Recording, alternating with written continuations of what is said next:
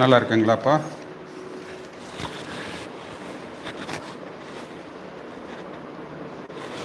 Price Lord. நாம் இப்பொழுது ஜெபம் பண்ணுவோம். எங்கள் கிருபையுள்ள நல்ல ஆண்டவரே, இந்த அருமையான வேலைக்காக நாங்கள் நன்றிகளையும் சோத்திரங்களையும் ஏறெடுக்கிறோம். இந்த அருமையான வாய்ப்பை நீர் எங்களுக்கு கொடுத்த மகா பெரிய கிருபைக்காக நாங்கள் நன்றிகளை செலுத்துகிறோம். இந்த அருமையான வேலையில் நாங்கள் ஆண்டவர் தியானிக்கிறதான கர்த்தருடைய வருகை குறித்ததான அடையாளங்களை நீர் எங்களுக்கு விளக்கி தாரும் ஆண்டவரே. நாங்கள் கேட்கிற ஆண்டவரே அதே போல் சொல்லுகிற எங்கள் ஒவ்வொருவரையும் கர்த்தரா இயேசு கிறிஸ்துவானவர் தாமே அபிஷேகிக்க முடியாது நாங்கள் ஜெபிக்கிறோம் ஆண்டவரே. நீர் தாமே எங்களோடு கூட இடைப்படும். கேட்கிற ஒவ்வொருவரையும் கர்த்தர் ஆசீர்வதித்து பயன்படுத்த ஆண்டவர் அதே சமயத்தில் அவர்களுக்கு புரிந்து கொள்ள கர்த்தர் கிருபை செய்ய முடியாது நாங்கள் ஜெபிக்கிறோம். தாழ்த்தி உடைய கரங்களில் ஒப்படைக்கிறோம். கர்த்தர் தாமே எல்லாவற்றையும் பொறுப்படுத்திக்கொள்ளும். தொடக்கம் முதல் முடிவு வரைக்கும் உடைய பிரசனம் எங்களோடு கூட இருக்கட்டும். இயேசு கிறிஸ்துவின் நாமத்தினாலே ஜெபங்களும் நல்ல ஆண்டவரே. ஆமாம். நாம் இப்பொழுது மத்தேயு 16ஆம் அதிகாரம் 1 முதல் 4 வரை நாம் வாசிக்க கேட்போம். பரிசேயரும் சதுசேயரும்.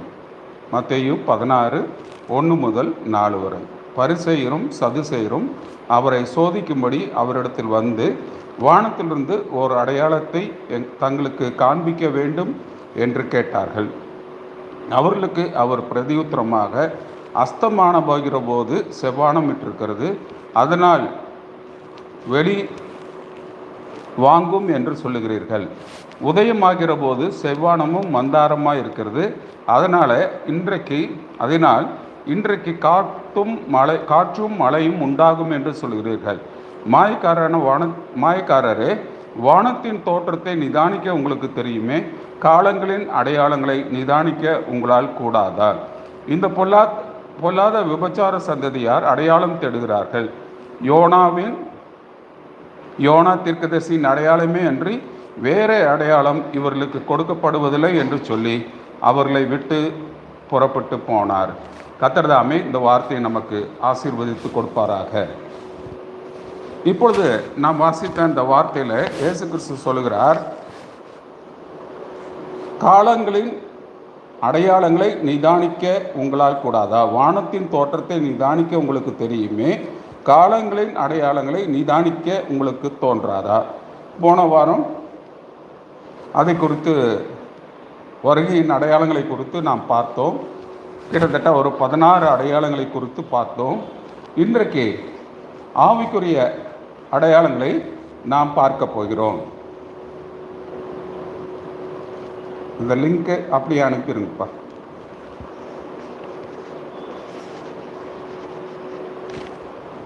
இன்றைக்கு ஒவ்வொன்றாக நாம் பார்ப்போம். வெளிப்படுத்தல் 10:6 வாசிப்போம். வெளிப்படுத்தின விசேஷம் 10ஆம் அதிகாரம் 6ஆம் வசனம்.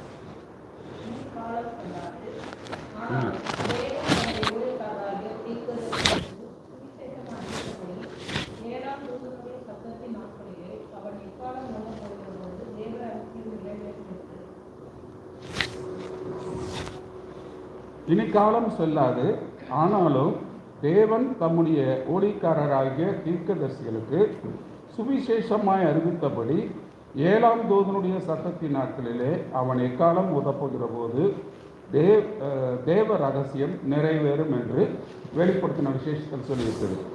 இப்பொழுது முதலாவது அடையாளம் பார்த்தீங்கன்னா, 7ஆம் தூதனுடைய சத்தத்தின் நாட்களிலே தேவ ரகசியம் வெளிப்படும். அப்படி என்றால் 7ஆம் தூதன் வெளிப்பட வேண்டும். 7ஆம் தூதனுடைய நாட்களிலே தான் தேவ ரகசியம் வெளிப்பட வேண்டும். அப்போ இந்த 7ஆம் தூதன் யார்? ஏனென்றால் இந்த கடைசி கால ரகசியம் வெளிப்பட வேண்டும், வருகையின் ரகசியம் வெளிப்பட வேண்டும். இதெல்லாமே இந்த தூதனுடைய ஊழியத்தில் இணைக்கப்பட்டிருக்கிறது. அப்போ இந்த தூதனுடைய ஊழியத்தில் இணைக்கப்பட்டிருக்கிறபடியினால நாம் அதை பார்க்கும்போது தான் கண்டுபிடிக்க முடியும்.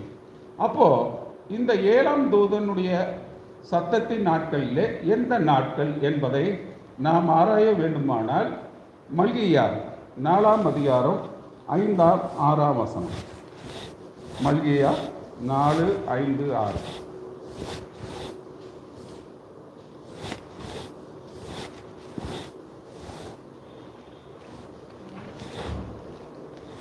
அங்கே 4ஆம் அதிகாரம் 5வது 6வது வசனம். சீக்கிரமாக இல்லைன்னா நான் வாசிக்கிறேன்.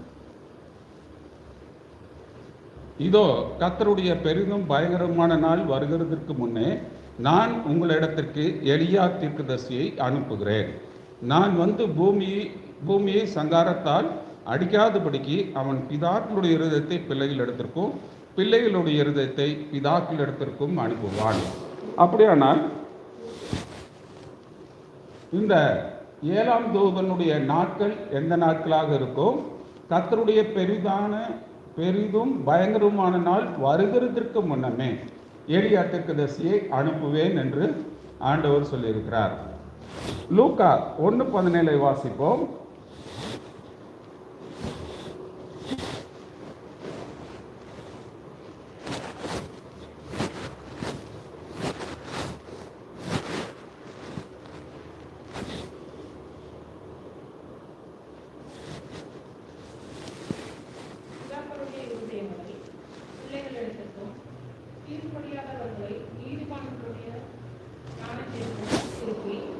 உத்தமமான ஜனத்தை கர்த்தருக்கு ஆயத்தப்படுத்தும்படியாக அவன் எலியாவின் ஆவியும் பலமும் உடையவனாய் அவருக்கு முன்னே நடப்பார்.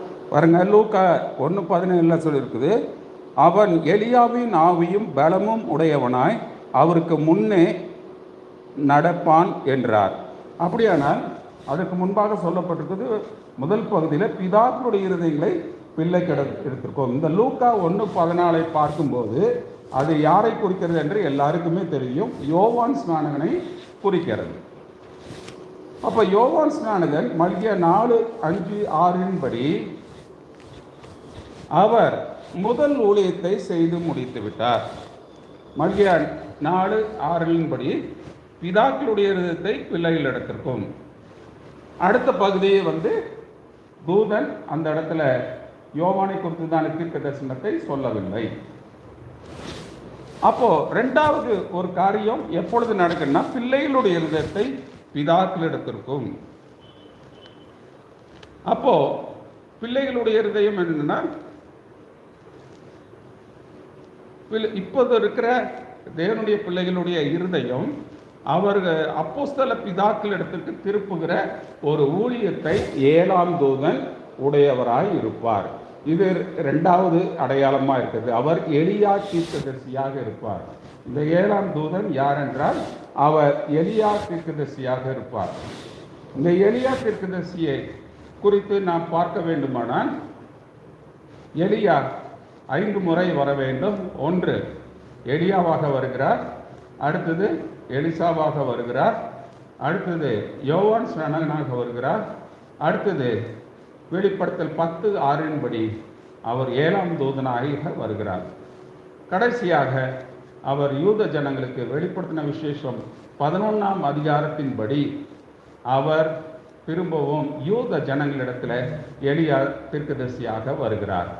அதனால் இப்பொழுது புறஜாதிகளிடத்தில் ஒரே ஒரு முறை எலியா தீர்க்கதரிசியின் ஆவியின் ஊழியத்தை கொண்டதான 7ஆம் தூதன் கடந்து வருகிறார்.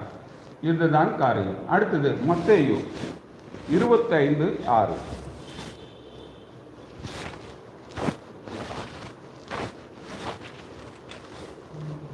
மூணாவது காரியமாக, நடுராத்திரியில இதோ மணவாளன் வருகிறார், அவருக்கு எதிர்கொண்டு போக புறப்படுங்கள் என்கிற சத்தம் உண்டாயிற்று. அப்போ இந்த இடத்துல சொல்லப்பட்டிருக்குது, இயேசு கிறிஸ்து சொல்கிறார், மணவாளன் வருகிறார் என்றதான சத்தம் நடு ராத்திரி சத்தமாகி இருக்கிறது. இதைத்தான் மத்தேயு 25:6 குறிப்பிடப்படுகிறதா இருக்கிறது. இந்த சத்தத்தை இந்த 7ஆம் தூதன், அதாவது எலியா தீர்க்கதரிசி உடையவராய் இருப்பார். அப்போ இந்த நடுராத்திரி சத்தம் என்ன சத்தம்னா, மணவாளன் வருகிறார், அவருக்கு எதிர்கொண்டு போக புறப்படுங்கள் என்றதான ஒரு காரியத்தை நாம் உடையவர்களாய் அதை உடையவர்களாய் அது இருக்க வேண்டும். அடுத்ததாக ஏசாயா 40ஆம் அதிகாரம்.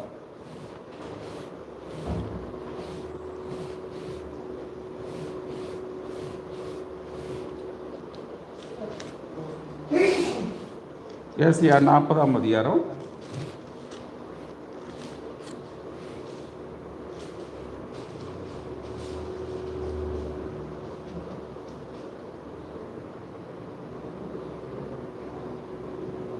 5வது வசனம். கர்த்தரின் மகிமை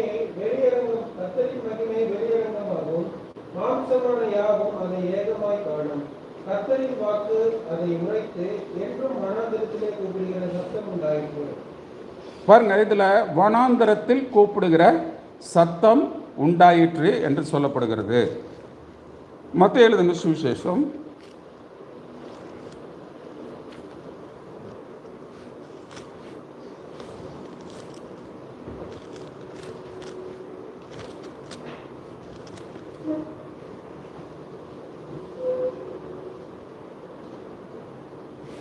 3ஆம் அதிகாரம் 3வது வசனம். கர்த்தருக்கு வழியை ஆயத்தப்படுத்துங்கள், அவருக்கு பாதைகளை செவ்வை பண்ணுங்கள் என்று வனாந்தரத்தில் கூப்பிடுங்களுடைய சத்தம் உண்டென்று ஏசாயா தீர்க்கதரிசியினால் சொல்லப்பட்டவன் இவனே.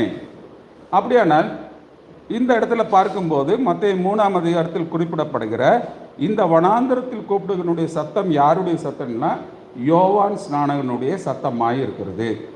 அப்போ இந்த யோவான் ஸ்நானகன் என்ன, கர்த்தராகிய இயேசு கிறிஸ்து வருவதற்கு முன்பாக வழியை ஆயத்தப்படுத்துகிற ஒரு சத்தம். இன்னொரு விதத்தில் சொல்லப்போனால் முன்னோடி என்றதான ஒரு காரியத்தின் அடிப்படையில் யோவான் ஸ்நானகன் வருகிறார், முதல் வருகையின் முன்னோடி. அதே போல இந்த 2ஆம் வருகையின் முன்னோடி இருக்க வேண்டும். வேதத்தில் எப்போதுமே டைப்பாலஜி இருக்கிறதை நாம் பார்க்கிறோம். அப்படியானால் இந்த டைப்பாலஜியில் பார்க்கும்போது இப்போது 2ஆம் வருகைக்கு முன்னோடியாக 7ஆம் தூதனுடைய சத்தம், இல்லாவிட்டால் எலியா தீர்க்கதரிசி நடுராத்திரி சத்தம் முன்னோடியாக கடந்து வர வேண்டும். அது கர்த்தராகிய இயேசு கிறிஸ்துவினுடைய வருகைக்கு முன்பதாக நடைபெற வேண்டிய ஒரு மகத்தான காரியமாய் இருக்கும். அப்படி என்றால் நாம் இன்றைக்கு கர்த்தராகிய இயேசு கிறிஸ்துவினுடைய 2ஆம் வருகையினுடைய காரியத்தை பார்த்து கொண்டு இருக்கிறோம். இந்த 2ஆம் வருகையினுடைய அடையாளம் இப்பொழுது நான் சொன்னதான 4 காரியங்கள் இன்னும் இருக்கிறது. 7ஆம் தூதன், எலியா தீர்க்கதரிசி, நடுராத்திரி சத்தம், முன்னோடி. இப்பொழுது நாம் முன்னோடியை பார்த்தோம். 2ஆம் வருகைக்கு முன்னோடி நம்முடைய 7ஆம் தூதனாக இருக்கிறார். எலியா தீர்க்கதரிசி, அவர் எலியா தீர்க்கதரிசியாக இருக்கிறார். நடுராத்திரி சத்தத்தை உடையவராக இருக்கிறார். அவர் கர்த்தராகிய இயேசு கிறிஸ்துவினுடைய 2ஆம் வருகைக்கு முன்னோடியாக ஆயத்தப்படுத்துகிற சத்தத்தை உடையவராய் இருக்கிறார். அடுத்ததாக வெளிப்படுத்தின விசேஷம் 3ஆம் அதிகாரம் 14ஆம் வசனத்தை வாசிக்கலாம். லவோதிக்கேயா சபையின் தூதனுக்கு எழுத வேண்டியது என்னவெனில், உண்மையும் சத்தியமுள்ள சாட்சியும் தேவனுடைய சிருஷ்டிக்கு ஆதியாயிருக்கிற ஆமென் என்பவர் சொல்லுகிறதாவது. லவோதிக்கேயா சபையின் தூதனுக்கு எழுத வேண்டியது என்னவென்றால், வெளிப்படுத்தின விசேஷத்தில் நீங்கள் 3 to 4 வரைக்கும் நீங்கள் பார்த்தீங்கன்னா 3ஆம் அதிகாரம், 2ஆம் அதிகாரம், 3ஆம் அதிகாரம் எபேசு சபையிலிருந்து ஆரம்பிக்குது. யாருக்குமே எபேசு சபையின் தூதன் யார் என்று தெரியாது. அதே போல் ஒவ்வொரு சபை காலத்தினுடைய தூதன் யார் என்று தெரியாது. ஆனால் வேதாகமம் ஒவ்வொரு சபையினுடைய தூதனுக்கு செய்தியை கொடுத்திருக்குது. இன்றைக்கு நான் கடைசி சபை காலத்தில் இருக்கிறோம். இது எல்லா கிறிஸ்தவர்களுக்கும் தெரிந்த ஒன்று, எல்லா கிறிஸ்தவ போதவர்களுக்கும் தெரிந்த ஒன்று. நாம் லவோதிக்கேயா சபையின் காலத்தில் இருக்கிறோம். ஆனால் என்னவென்றால் மற்ற ஸ்தாபனங்களுக்கும் இவங்களுக்கும் மற்றவர்களுக்கும் நமக்கும் என்ன வித்தியாசம் என்றால், அவர்கள் லவோதிக்கேயா சபையின் தூதன் யார் என்று தெரியாது. அவர்கள் பொதுவாக தூதன் என்றால் பரலோகத்தின் தூதன் என்று கூட நினைத்து கொண்டிருக்கலாம். ஆனால் இவர்கள் எல்லாமே பூமிக்குரிய தூதர்களாக இருக்கிறார்கள். இந்த லவோதிக்கேயா சபையின் தூதன் யார் என்றால் அவர்தான் 7ஆம் சபையின் தூதன், 7ஆம் தூதன். அவர்தான் எலியா தீர்க்கதரிசியாக இருப்பார். எலியா தீர்க்கதரிசியினுடைய ஆவியை பெற்றவராக இருப்பார். நடுராத்திரி சுத்தத்தை உடையவராக இருப்பார். 2ஆம் வரைக்கு முன்னோடியாக இருப்பார். அடுத்ததாக ஆறாவது அடையாளத்தை நாம் பார்ப்போம். சகரியா 14:7. ஒரு நாள் உண்டு, அது கர்த்தருக்கு தெரிந்தது, அது பகலும் அல்ல இரவும் அல்ல, ஆனாலும் சாயங்காலத்திலே வெளிச்சம் உண்டாகும். இப்போ பார்த்தீங்கன்னா சாயங்காலத்தில் வெளிச்சம் உண்டாகும் என்று சகரியா சொல்லுகிறார். இப்போ இந்த சாயங்காலத்தில் வெளிச்சம் உண்டாகும், அது மப்பும் அந்தாரமாக இருக்கும் என்று சொல்லப்படுகிறது. அப்போ சாயங்கால வெளிச்சம் கிழக்கிலே பார்த்தீங்கன்னா முதல் வெளிச்சம் ஆரம்பிக்கிறது. கிழக்கு என்பதற்கு என்னதுன்னா அது எருசலேமில் கர்த்தருடைய வெளிச்சம் ஆரம்பிக்கிறது. அடுத்ததாக கடைசியாக சாயங்கால வெளிச்சம் அது அமெரிக்காவில் ஆரம்பிக்கிறது. அப்போது இந்த அமெரிக்காவில் ஆரம்பிக்கிற வெளிச்சம்தான் சாயங்கால வெளிச்சமாக இருக்குது. அந்த வெளிச்சம் வரும்போது காலையில் உதிக்கிற வெளிச்சம் மரத்தினுடைய கனிகளை உற்பத்தி செய்யக்கூடியதாக இருக்கிறது. சாயங்காலத்தில் உண்டாகிற வெளிச்சம் சூரிய வெளிச்சம் அது மரங்களுடைய கனிகளை பழுக்க செய்யக்கூடியதாக இருக்குது. இதுதான். ஆனால் எல்லாமே காலையிலையும் சாயங்காலமும் வருகிறது சூரிய வெளிச்சம்தான். அப்போது இந்த சாயங்கால வெளிச்சத்தை உடைய அந்த செய்தியாளர் அமெரிக்காவில் தோன்றுவார். அந்த அமெரிக்காவில் தோன்றுகிற அந்த 7ஆம் தூதன் தான் எலியா தீர்க்கதரிசியின் ஆவியை உடையவராக இருப்பார், நடுராத்திரி சத்தத்தை உடையவராக இருப்பார், 2ஆம் வருகையினுடைய முன்னோடியாக ஆயத்தப்படுத்தக்கூடிய சத்தத்தை உடையவராக இருப்பார். அவர் 7ஆம் சபையில் தூதனாய் இருப்பார். அடுத்ததாக யோவேல் 2ஆம் அதிகாரம் 25ஆம் வசனம். நான் உங்களிடத்தில் அனுப்பின என் பெரிய சேனையாகிய வெட்டுக்கிளிகளும் பச்சை கிளிகளும் முசுக்கட்டை பூச்சிகளும் பச்சை புழுக்களும் பச்சித்த வருஷங்களின் விளைவை உங்களுக்கு திரும்ப அளிப்பேன். அப்போ இந்த திரும்ப அளிப்பேன் என்றதான ஒரு காரியத்தை நாம் பார்க்கிறோம்.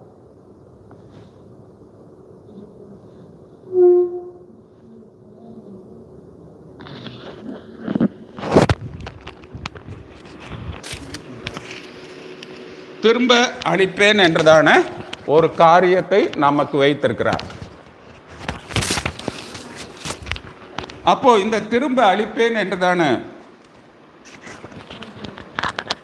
ஒரு காரியம் சொல்லப்படுகிறது. யோவேல் 2ஆம் 25ஆம் வசனம். யோவேல் 2:1 நாளை படிப்பேன்.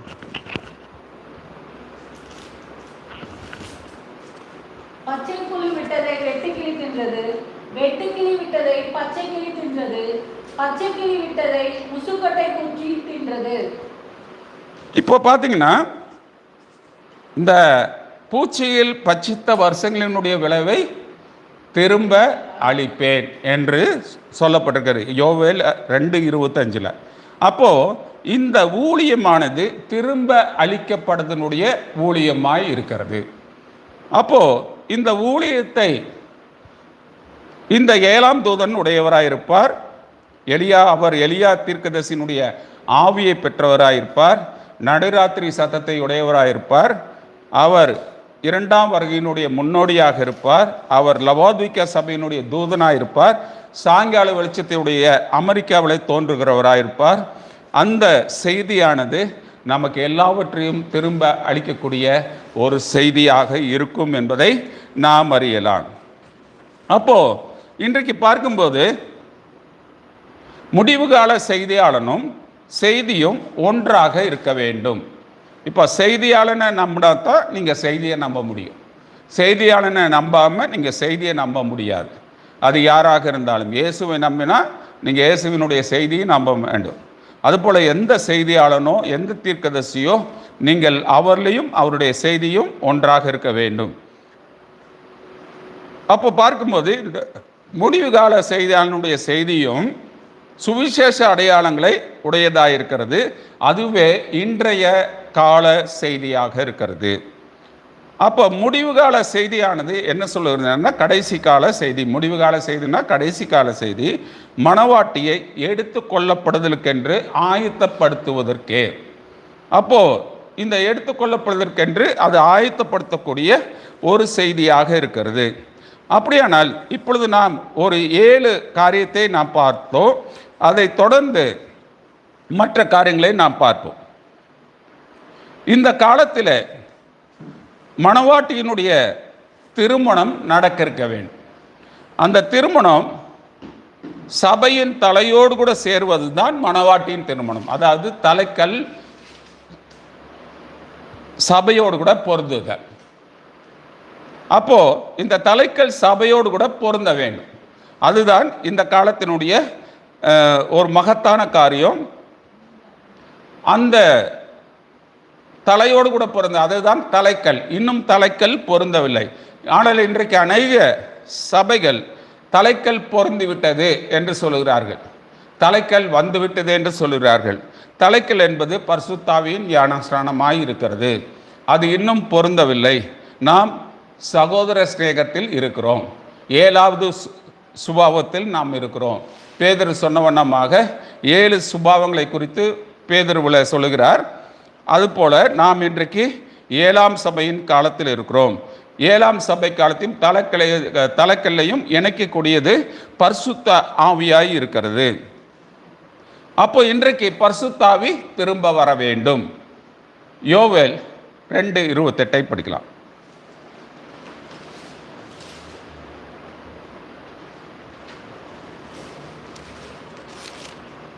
அதற்கு பின்பு நான் மாம்சமான யாவர் மேலும் என் ஆவியை ஊற்றுவேன். அப்பொழுது உங்கள் குமாரனும் உங்கள் குமாரத்திகளும் தீர்க்கதரிசனம் சொல்வார்கள். உங்கள் மூப்பர் சொப்பனங்களையும் உங்கள் வாலிபர் தரிசனங்களையும் காண்பார்கள். இந்த இடத்துல பார்த்தீங்கன்னா மாம்சமான யாவர் மேலும் என்னுடைய ஆவியை ஊற்றுவேன் என்றார். இதில் கடைசி நாள்னு ஒன்று சொல்ல. அப்போஸ்தலர் 2ஆம் அதிகாரத்தை நாம் வாசிக்கலாம்.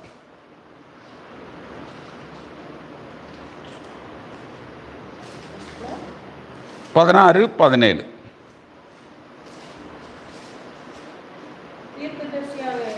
சத்தமாக படிக்கணும், சத்தமாக படிக்கணும், இல்லை கேட்கணும். படிங்க. தீர்க்கதரிசியாகிய யோவேலினால் உரைக்கப்பட்டபடியே இது நடந்தேறுகிறது. கடைசி நாட்களில் நான் மாம்சமான யாவர் மேலும் என் ஆவியை ஊற்றுவேன். அப்பொழுது உங்கள் குமாரனும் உங்கள் குமாரத்திகளும் தீர்க்க தரிசனம் சொல்வார்கள். உங்கள் வாலிபர் தரிசனங்களை அடைவார்கள். உங்கள் மூப்பர் சொப்பனங்களை காண்பார்கள். அப்போ இந்த இடத்துல பார்க்கும்போது யோவேல் 2:28 மாம்சமான யாவர் மேலும் இருக்குது. ஆனால் பேதுருவின் பெந்தெகோஸ்தே பரிசுத்த ஆவி பெற்றவருக்கு கடைசி நாளில் மாம்சமான யாவர் மேலும் என்று சேர்க்கிறார். வேதாகமத்தில் யாரும் சேர்க்கக்கூடாது, யாரும் குறைக்கக்கூடாது. ஆனால் இங்கே சேர்க்கிறது யார் என்றால் பரிசுத்த ஆவியானவர். பேதுரு அந்த நாளை கடைசி நாள் என்று எண்ணினார். வேதாகமத்தில் அநேக இரட்டை அர்த்தம் கொண்ட வசனங்கள் உண்டு. அதே போல இதுவும் இரட்டை அர்த்தம் கொண்ட வசனமாக இருக்கிறது.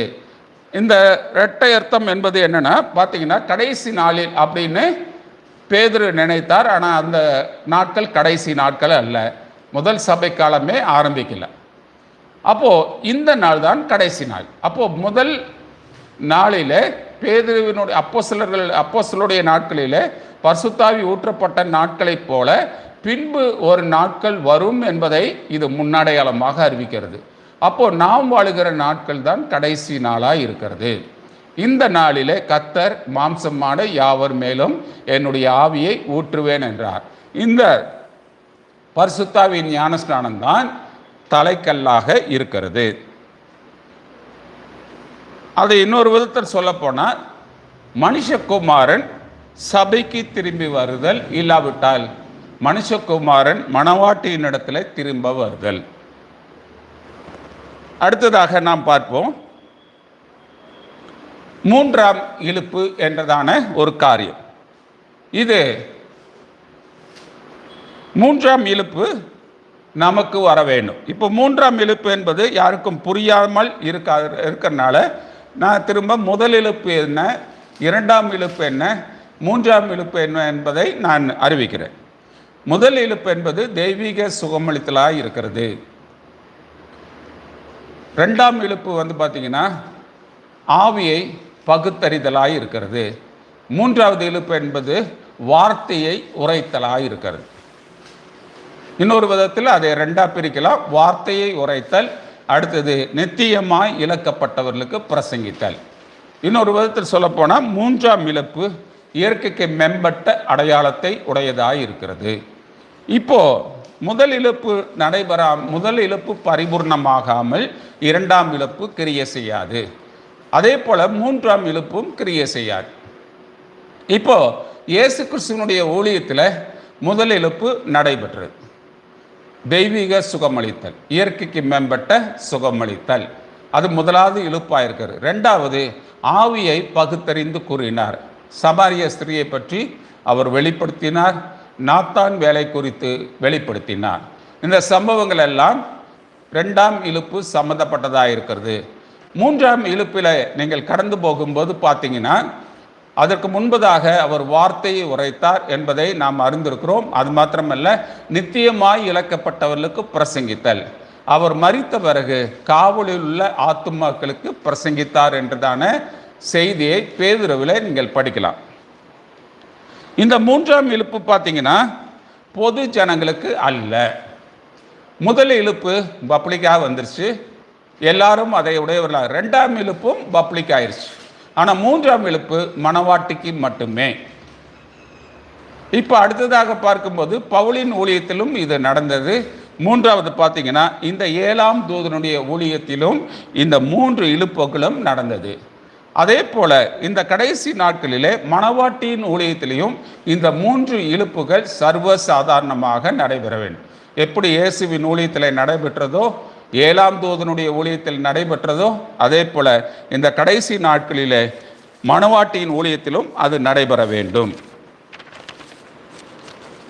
அடுத்ததாக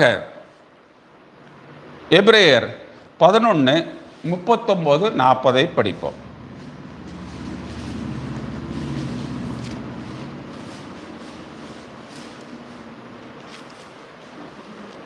எபிரேயர் 11:39-40 கடைசி 2 வசனம். இவர்கள் எல்லாரும் விசுவாசத்தினாலே நற்சாட்சி பெற்றும் வாக்குத்தத்தம் பண்ணப்பட்டதை அடையாமல் போனார்கள். அவர்கள் நம்மையல்லாமல் பூரணராகாதபடிக்கு விசேஷித்த நன்மையான ஒன்றை தேவன் நமக்கென்று முன்னதாக நியமித்திருந்தார். இப்ப பாத்தீங்கன்னா இந்த இடத்துல சொல்றது, அவர்கள் நம்மை இல்லாமல் பூர்ணராகாதபடிக்கு விசேஷித்த நன்மையானதொன்றை தேவன் தமக்கென்று முன்னதாக நியமித்திருந்தார். இப்போ நாம் ஒரு பரிபூர்ணத்திற்குள் வருதல், அதாவது மணவாட்டி ஒரு பரிபூர்ணத்திற்குள் வருதல். அந்த மணவாட்டி பரிபூர்ண விசுவாசத்தை உடையவளாயிருப்பாள், பரிபூர்ண இருதயத்தை உடையவளாயிருப்பாள், பரிபூர்ண வாக்கு தத்தத்தை உடையவளாயிருப்பாள், பரிபூர்ண வார்த்தை அவளிடத்தில் உண்டாயிருக்கும். ஏனென்றால் நாம் எல்லாமே மற்ற எந்த காரியங்களும் முழுமடையாடைய. அப்போ இந்த கடைசி கால மணவாட்டி எல்லாவற்றையும் பூர்ணத்திற்குள் கொண்டு வருகிற ஒரு ஊழியத்தை உடையவளாயிருப்பாள். யோவேல் 2ஆம் அதிகாரத்தில் திரும்ப எடுப்போம். முன்மாறி பின்மாறி என்ற வசனத்தை வாசம்.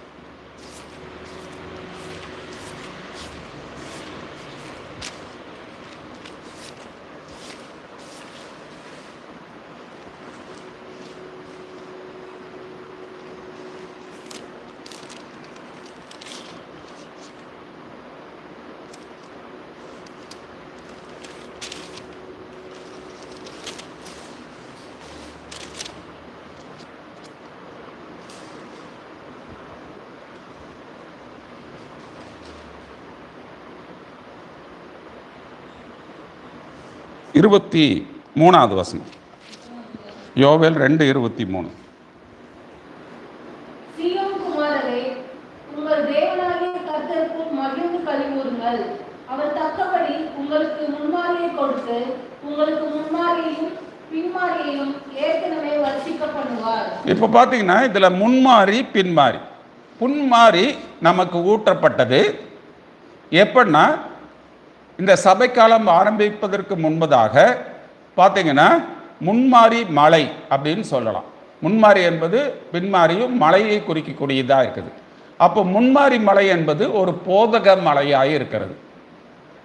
அப்போது இந்த கடைசி காலத்தில் முதலில் ஸ்தாபன விதை விதைக்கப்பட்டது. அடுத்ததாக பெந்தகோஸ்தே விதை விதைக்கப்பட்டது. அடுத்ததாக மணவாட்டியினுடைய வார்த்தை என்றதான விதை விதைக்கப்பட்டது. இப்போ இந்த பெந்தகோஸ்தே விதையை விதைத்தவர் யார் என்றால் ஓரல் ராபர்ட்ஸாக இருக்கிறார். ஸ்தாபன வித்தை விதைத்தவர் பில்லி கிரஹாமாக இருக்கிறார். அதே போல இந்த வார்த்தை என்றதான விதையை விதைத்தவர் வில்லியம் மரியன் பிரன்காமாக 7ஆம் சபையின் தூதனாக அவர் இருக்கிறார். இந்த 3 விதையும் முன்மாறியிலே விதைக்கப்பட்டது. அப்போ இந்த கடைசி காலத்து சபையினுடைய அதாவது கிட்டத்தட்ட 1933க்கு பிறகு பார்த்தீங்கன்னா இந்த 3 ஊழியர்களும் மிகவும் பிரபலமாக இருந்தார்கள். குறிப்பாக சொல்லப்போனால் பில்லி கிரஹாமும் ஓரல் ராபர்ட்ஸும் மிகவும் பிரபலமாக இருந்தார்கள். அவர்களை விட மிகவும் குறைவாக அறியப்பட்டவர், உலகமெங்கும் அறியப்பட்டவர் 7ஆம் சபையின் தூதனாகிய வில்லியம் மரியன் பென்காம் என்பவர். அவர் பார்த்தீங்கன்னா அன்றைக்கு விதை விதைக்கப்பட்டது. இப்போ பின்மாறி என்பது என்னன்னா அறுவடை மழையாக இருக்கிறது. இப்போ ஒரு விதை விதைக்கப்பட்டோன்னே ஒரு மழை பெய்யணும். அதே போல் அறுப்பதற்கு முன்னாடி ஒரு மழை பெய்யும். இப்போ இந்த 2வது மழை பெய்ய வேண்டும். அதுவும் அந்த மழை பரிசுத்த ஆவியின் ஞானஸ்நானமாகத்தான் இருக்கிறது. அடுத்ததாக யோவான் 14:12.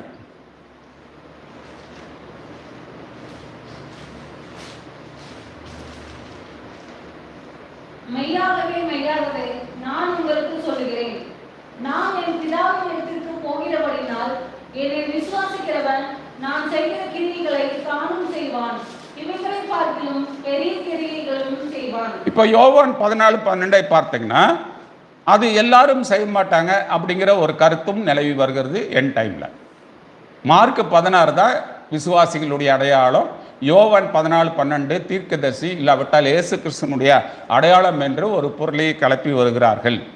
ஆனால் இந்த இடத்துல சொல்லப்போனால் மணவாட்டியும் தேவனும் இணையும் போது இந்த இடத்துல வசனம் சொன்னவனமாக இதை காட்டிலும் பெரிய கிரியைகளை காண்பார்கள் என்று சொல்லப்படுகிறதா இருக்கிறது. அப்படியானால் நாம் இன்றைக்கு என்ன இந்த பரிசுத்தாவியானது ஊற்றப்பட்ட பிறகு, பின்மாறி பலை ஊற்றப்பட்ட பிறகு அவளுடைய கிரியைகள் மேம்பட்டதாக இருக்கும். அது மணவாட்டியும் தேவனும் இணையும் நேரமாகி இருக்கிறது.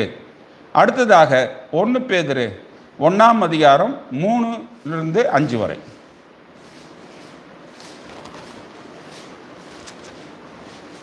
ஒன்று பேதுரு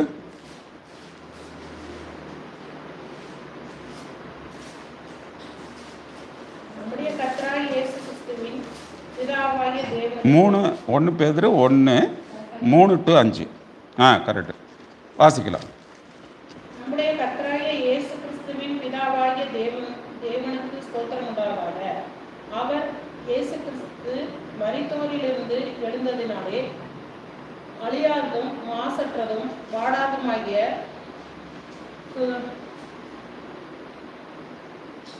சுதந்திரத்துக்கு ஏதுவாக ஜீவனுள்ள நம்பிக்கை உண்டாகும்படி தமது மிகுந்த இரக்கத்தின்படியே நம்மை மறுபடியும் ஜெனிப்பித்தார்.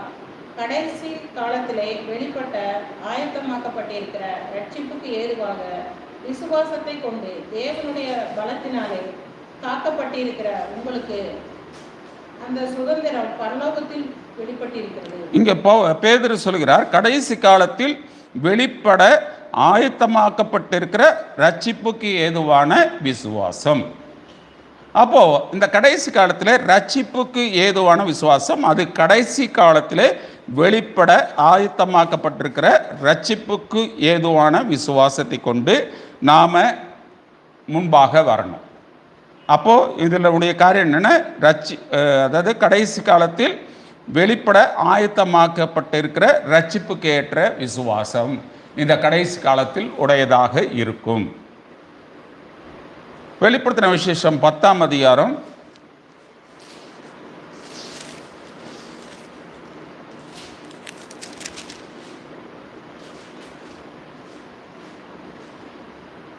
3:4 படிக்கலாம். சிங்கம் கெர்ச்சிக்கிறது போல மகா சத்தமாய் ஆர்ப்பரித்தான். அவன் ஆர்ப்பரித்த போது 7 இடிகளும் சத்தமிட்டு முழங்கின. அவ்வேழு இடிகளும் தங்கள் சத்தங்களை முழங்கின போது நான் எழுத வேண்டும் என்றிருந்தேன். அப்பொழுது 7 இடிமுழக்கங்கள் சொன்னவைகளை நீ எழுதாமல் முத்திரை போடு என்று வானத்திலிருந்து ஒரு சத்தம் உண்டாக கேட்டேன். இன்னொன்று பார்க்கலாம். வெளிப்படுத்தல் 5ஆம் அதிகாரம் 1ஆம் வசனத்தை படிக்கலாம். அதற்கு முன்பாக ஒரு காரியத்தை பார்த்து இதற்கு உள்ளும் புறமும் எழுதப்பட்டு 7 முத்திரைகளால் முத்திரிக்கப்பட்டிருந்த ஒரு புத்தகத்தை சிங்காசனத்தின் மேல் வீற்றிருக்கிறவருடைய வலது கரத்தில் கண்டேன். அடுத்த வசனம், புஸ்தகத்தை திறக்கவும் அதன் முத்திரைகளை உடைக்கவும் பாத்திரவான் யார் என்ற மிகுந்த சத்தமிட்டு கூறுகிற பலமுள்ள ஒரு தூதனை கண்டேன். இந்த வெளிப்படத்தில் 5ஆம் அதிகாரத்தில் வாசித்தீங்கன்னா இந்த முத்திரையின் புஸ்தகம் மூடப்பட்டு இருக்கிறது.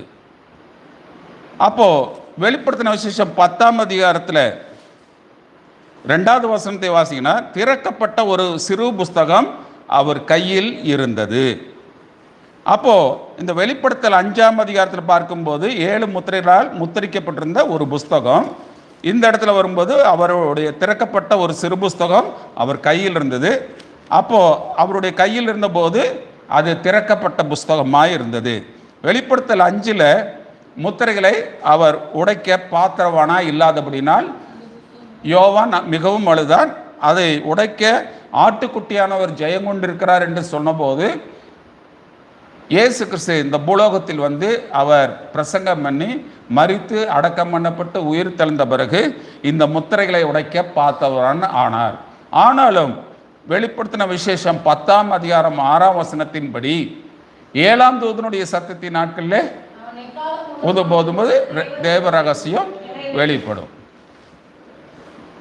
அப்போ அந்த ரகசியம் வெளிப்பட வேண்டியதாக இருக்குது. அப்போ வெளிப்படுத்தல் 10:7 படி முத்திரைகள் வெளிப்பட வேண்டியதாக இருக்கிறது. அந்த முத்திரைகள் 7ஆம் தூதனுடைய சத்தத்தின் நாட்களிலே வெளிப்பட வேண்டும். அப்போ அந்த முத்திரையில் பார்க்கும்போது 7ஆம் தூதன் உடைய நாட்களிலே முத்திரையின் செய்தியானது 1963 மார்ச் மாதம் அவர் தன்னுடைய செய்தியில் அதை குறிப்பிடுகிறார். அவர் பேசும்போது 6 முத்திரைகளை மாத்திரமே அவர் வெளிப்படுத்தினார்.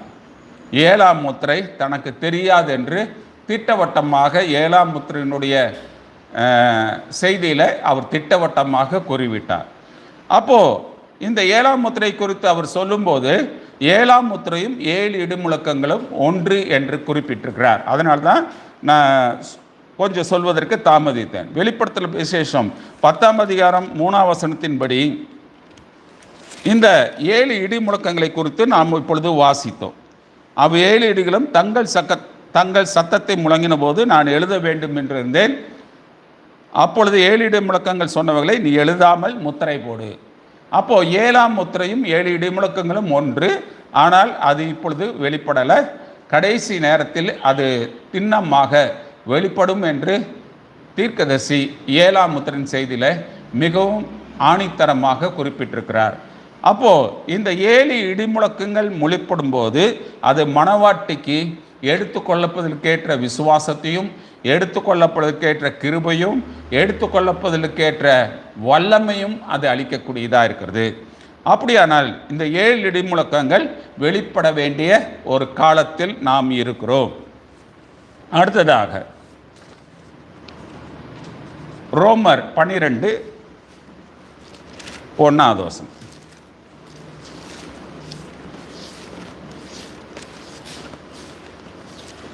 ரோமர் 12:1.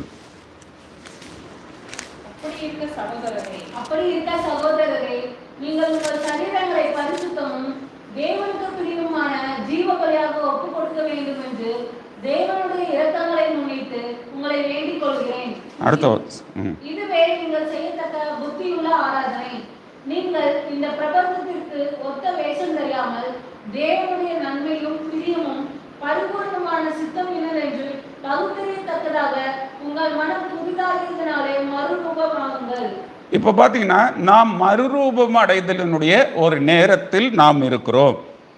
ஏனென்றால் அதைத்தான் பவுல் குறிப்பிடுகிறார். தேவனுடைய நன்மையும் பிரியமும் பரிபூர்ணமான சித்தம் இன்னதென்று பகுத்தறியத்தக்கதாக உங்கள் மனம் புதிதாகிறதுனாலே மறுரூபம் ஆகும். அப்போ இந்த நாட்கள் மறுரூபம் அடையக்கூடிய ஒரு நாட்களில் இருக்கிறோம். அடுத்ததாக எபேசியர் 2ஆம் அதிகாரம் 4ஆம் வசனம்.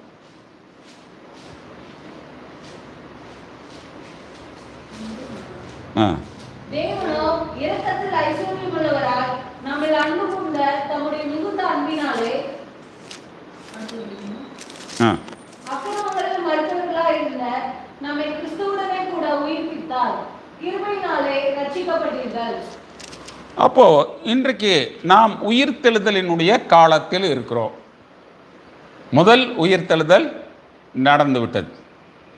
ஆதாம் முதல் கிறிஸ்து வரை இருந்ததான ஒரு உயிர்த்தெழுதல் நடந்து விட்டது. அதை நாம் மத்தேயு 27ஆம் அதிகாரத்தில் நாம் வாசிக்கலாம்.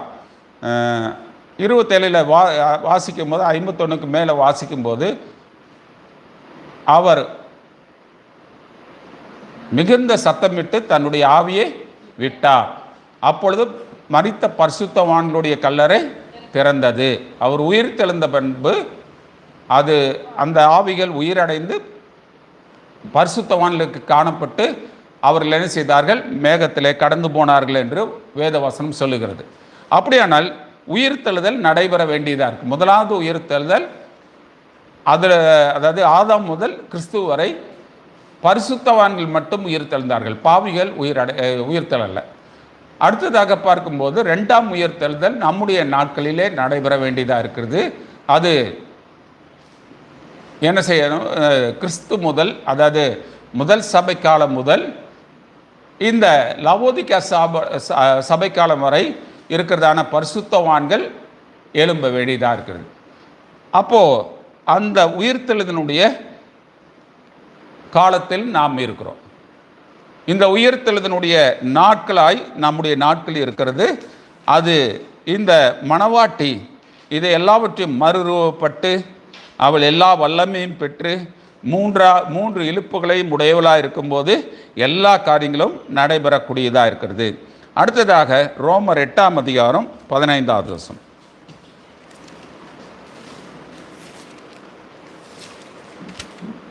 அந்தபடி திரும்பவும் பயப்படுகிறதற்கு நீங்கள் அடிமைத்தனத்தின் ஆவியை பெறாமல் அப்பா பிதாவே என்று கூப்பிடப்படுகிற புத்திர சுவிகாரத்தின் ஆவியை பெற்றீர்கள். ரோமர் 8:15. அதுக்கு முன்னாடி வசந்த மாம்சத்தின்படி எவர்கள் தேவனுடைய ஆவியினாலே நடத்தப்படுகிறார்களோ அவர்கள் தேவனுடைய புத்திரராய் இருக்கிறார்கள். இப்போ இந்த 2 வசனம் பார்த்தீங்கன்னா புத்திர சுவிகாரம் அடைதல். அப்போ எவர்கள் தேவனுடைய ஆவியினாலே நடத்தப்படுகிறார்களோ அவர்கள் தேவனுடைய புத்திரராய் இருக்கிறார்கள். அப்படிப்பட்டவங்க பார்த்தீங்கன்னா அவர் அப்பா பிதாவே என்று கூப்பிடப்படுகிற புத்திர சுவிகாரத்தின் ஆவி. இதுவும் சொல்லப்போனால் பரிசுத்தாவினுடைய ஞானஸ்நானமாகத்தான் இருக்கிறது. ஆனால் இந்த பரிசுத்தாவின் ஞானஸ்நானத்தை பெறும்போது நாம் உரிமை பெறுகிறோம். மணவாளனே, அப்பா, பிதாவே என்று கூப்பிடத்தக்கதான ஒரு உரிமையை நாம் பெறக்கூடியவராக. அப்போ புத்திர சுவிகாரம் அடையக்கூடிய ஒரு நேரத்தில் இருக்கிறோம். புத்திர சுவிகாரம் என்றால் என்னன்னா, ஒரு எஜமான் இருக்கிறார், அவருடைய மகன் இருக்கிறார். எஜமான் தன்னுடைய சொத்துக்கள் மற்ற காரியங்கள் எல்லாவற்றையும் நிர்வகித்து வருகிறார். அவருக்கு வயதாகிறது. அதுக்கப்புறம் அவர் எல்லாரையும் கூப்பிட்டு சொல்கிறார், இனிமேல் நான் இந்த காரியத்தை நிர்வகிப்பதில்லை, என்னுடைய மகன் நிர்வகிக்க போகிறான், அவனை இன்றைக்கு நான் அந்த பொசிஷனில் வைக்கிறேன், அதுதான் என்னுடைய ஸ்தானத்தில் வைக்கிறேன். அதுதான் புத்திர சுவிகாரம். அப்படி என்றால் என்ன அர்த்தம்னா, இயேசு கிறிஸ்துவனுடைய ஸ்தானத்தில் மணவாட்டியை வைத்தல். அந்த இடத்துக்கு இனி நான் அல்ல, நீங்கள் தான் அதை செய்ய வேண்டும் என்றதான ஒரு காரியத்திற்கு வரக்கூடிய புத்திர சுவிகாரத்தினுடைய நேரமாக இருக்கிறது. அடுத்ததாக 1 கொரிந்தியர் 15ஆம் அதிகாரம் 51ஆம் வசனம்.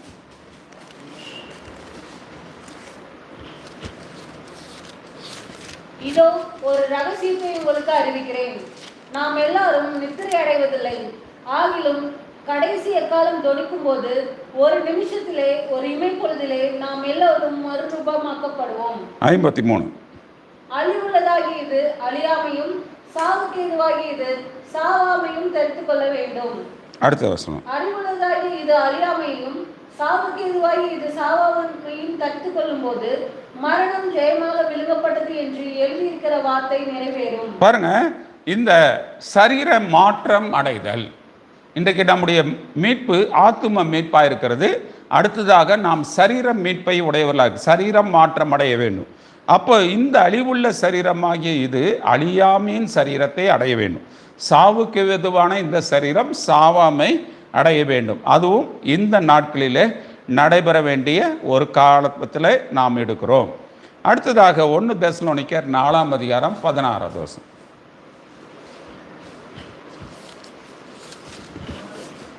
4:16.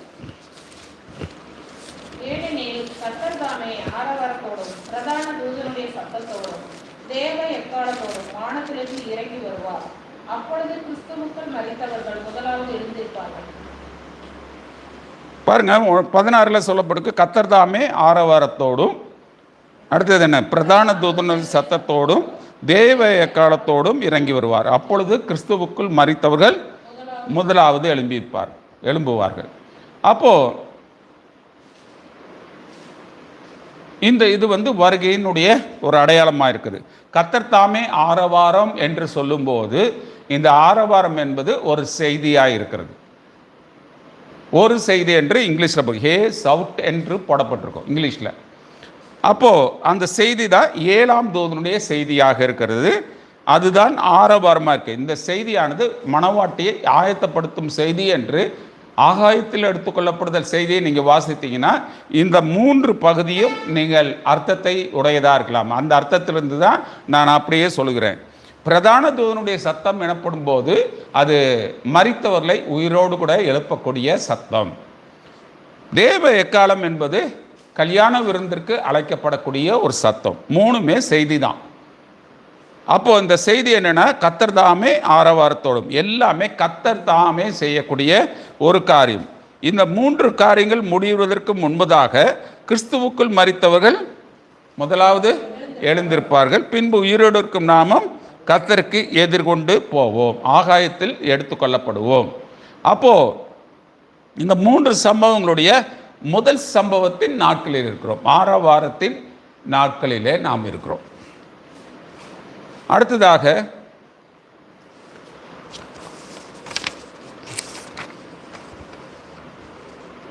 2 பேதுரு 1:12. இவைகளை நீங்கள் அறிந்தும் நீங்கள் இப்பொழுது அறிந்திருக்கிற சத்தியத்தில் உறுதிப்பட்டிருந்தும் உங்களுக்கு இவைகளை எப்பொழுதும் நினைப்பூட்ட நான் அசதியாகிறேன். 1:12 தானே?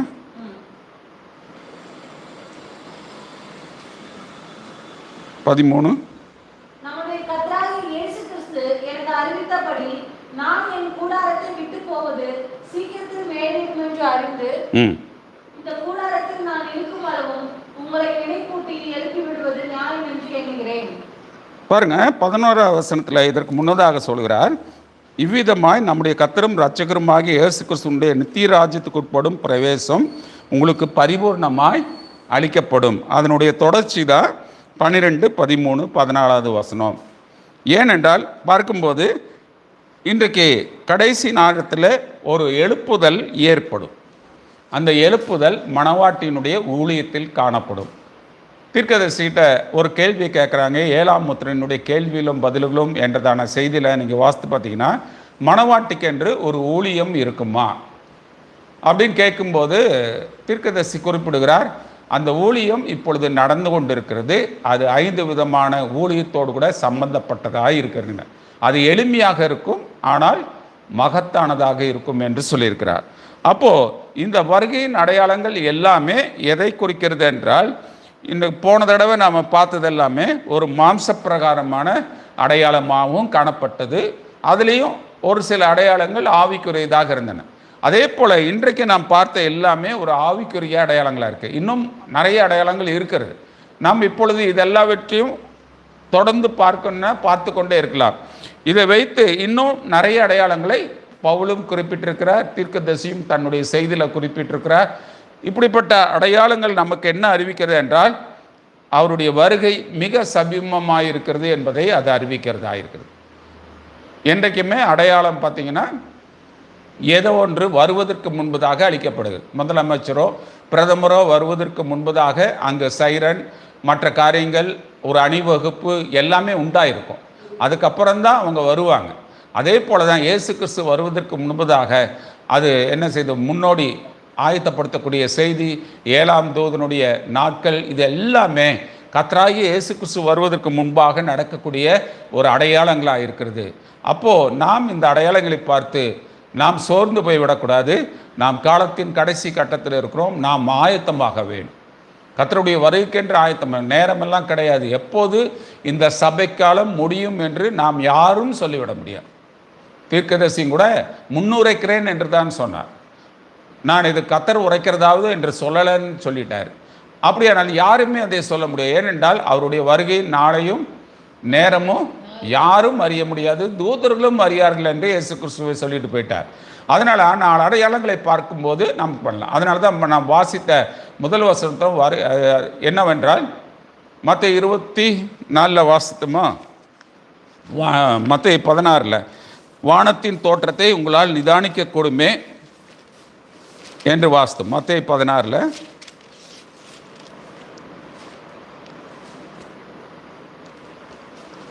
காலத்தின் அடையாள 16:3 மாயக்காரரே, வானத்தின் தோற்றத்தை நிதானிக்க உங்களுக்கு தெரியுமே, காலங்களின் அடையாளங்களை நிதானிக்க உங்களால் கூடாதா? அப்போ இன்றைக்கு நாம் ஒரு சில காரியங்களை ஒரு சிலர் கொடுத்துருவாங்க. இன்றைக்கி மழை பெய்யும், யாரும் மற்றவங்ககிட்ட இந்த செய்தியிலெல்லாம் வருதில்ல, அவங்ககிட்ட கேட்டில்லை. ஒரு சிலவங்க இன்றைக்கி மழை கண்டிப்பாக பெய்யும்பாங்க, அதே மாதிரி பெய்யும். அப்போ வானத்தின் தோற்றங்களை நிதானிக்க உங்களுக்கு தெரியுமே, காலத்தின் அடையாளங்களை உங்களுக்கு நிதானிக்க தெரியாதா, உங்களால் கூடாதா என்று சொல்லப்பட்டிருக்கு. அடுத்து பார்த்தீங்கன்னா யோபு 24:1 வாசிக்கலாம். நம்ம வாசித்து முடிப்போம்.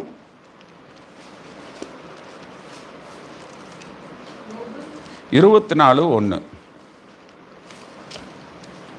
சர்வ வல்லவருக்கு காலங்கள் மறைக்கப்படாதிருக்க அவரை அறிந்தவர்கள் அவர் நியமித்த நாட்களை அறியாதிருக்கிறது என்ன?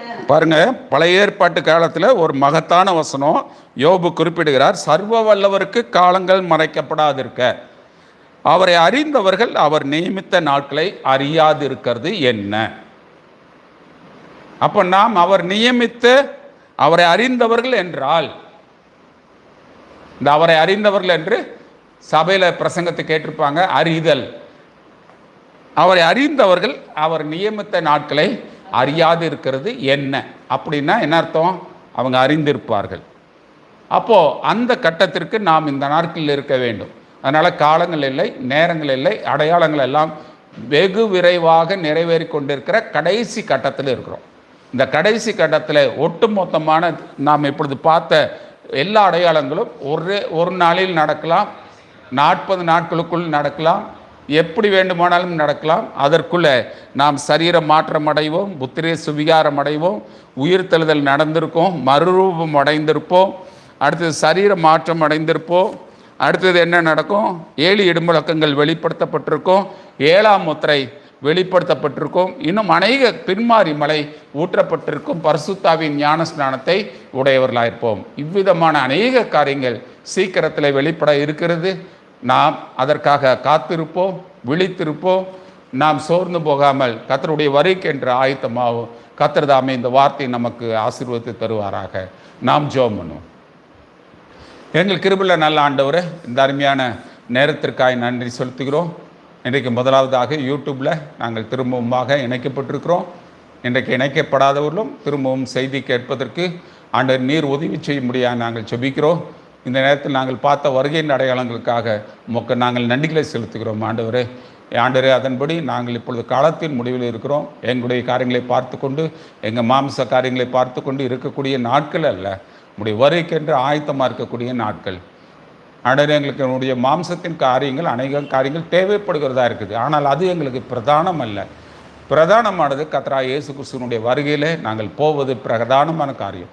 அதற்கு நாங்கள் அநேக காரியங்களை பெற்றிருக்க வேண்டும்.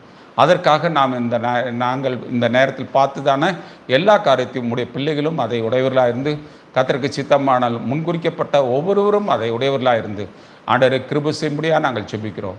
யோபு சொன்னது போல சர்வ வல்லவருக்கு காலங்கள் மறைக்கப்படாதிருக்க, அவரை அறிந்தவர்கள் அவர் நியமித்த நாட்களை அறியாதிருக்கிறது என்ன என்ற அடிப்படையில் நாங்கள் இந்த நாட்களில் மிக தெளிவாக இருக்கக்கூடிய ஒரு நாட்கள் இருக்கிறோம். கர்த்தர் தாமே எங்களுக்கு இன்னும் அதிகமாக வெளிப்படுத்தி தாரும். கர்த்தருக்கு சித்தமானால் மற்றொரு வேதாகம ஆண்டவரே ராஜா பைபிள் ஸ்டடி கூட்டத்தில் நாங்கள் திரும்ப சந்திக்கும் வரை உங்களுடைய பிரசனம் எங்களோடு கூட இருக்கட்டும். கேட்கிறவர்கள் கேட்கப் போகிறவர்கள் எல்லாரையும் கர்த்தர் ஆசீர்வதிப்பீராக. கர்த்தருக்கு சித்தமானால் நாங்கள் மீண்டும் சந்திக்க வாய்ப்பை கொடும். அது வரைக்கும் உடைய ஆசீர்வாதம் எங்கள் அனைவரோடும் ஆண்டவரே உடைய பிள்ளைகளோடும் என்னென்றைக்கு இருக்க முடியாது நாங்கள் ஜெபிக்கிறோம். இயேசு கிறிஸ்துவின் நாமத்தினாலே ஜெபங்கேலும் நல்ல ஆண்டவர். எல்லாருக்கும் கர்த்தராகிய இயேசு கிறிஸ்துவின் நாமத்தினாலே வாழ்த்துக்கள். கர்த்தர் உங்களை எல்லாரையும் குடும்பமாய் அபரிதமாய் ஆசீர்வதிப்பார்கள். அல்லேலூயா.